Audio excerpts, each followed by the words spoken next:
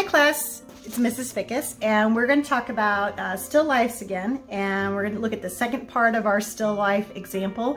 And we talked briefly about how to set up a still life, how when you're doing a simple still life, start with like two objects. Make sure they're of different sizes and different basic forms, so you don't have two things that are exactly the same. And kind of make sure their color composition is different too, because even when you're doing a black and white still life, when you're shading it in graphite or charcoal, you don't want all the objects to be the same colors of grays. That's not very interesting.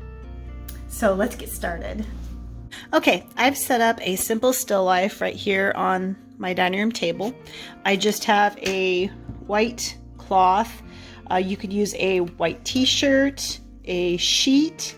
I've got two objects here. Each of them are different heights and different basic forms. So this would be a sphere and this would be a cylinder. So then you add a backdrop. It can be of any color. I just chose white or black to keep it simple.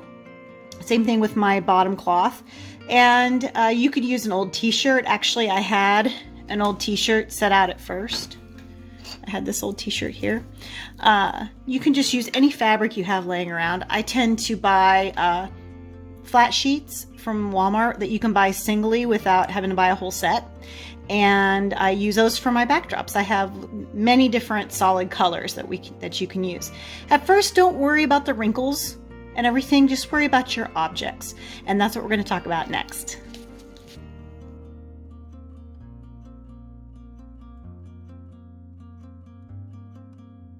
Okay, you can see here I've drawn my still life. I included all my structure lines. I used a square for my apple. And I made comparisons of measurement whenever I was drawing. So I would measure like this, measure the top of my little pot there, my little canister. And I noticed that the width of the top was nearly the same as the overall height. And then I would look at the width of the top and compare that to the placement of my apple. So you have to make those types of judgments so all your proportions are accurate. You don't end up with a really small apple and a really tall canister or vice versa. So make sure you're making those measurements. And then have all your structure lines and then put the details on top and erase the lines you don't need. Okay, I've gone through and I've cleaned up some of my lines, put like some of the details like the double edge on the top of the little pail that we've got going there. I'm going to go through and very lightly erase all of my placement lines. And you want to make sure these lines are drawn very lightly. If you're using high quality paper, you would want to draw this in vine charcoal if you had it, because vine charcoal is very, very easy to get rid of. If you're drawing with a graphite pencil, you just have to make sure that you didn't push very hard so that you didn't dent your paper, so that it's easy to get rid of these lines. And even if you can still see just a little bit of them, covering them up with your shading is a lot easier than changing the texture of your paper by constantly erasing and erasing and erasing in one area. That it would change the tooth of your paper, and the tooth of your paper is the surface of your paper. Close up, your paper really isn't very smooth. There's all these valleys and pits in it that can capture your pencil and prevent you from being able to erase it. I'm going to do this in black and white, even though my still life over here is in color, because you need to get in the habit of understanding black and white as value before you approach all the different values in color.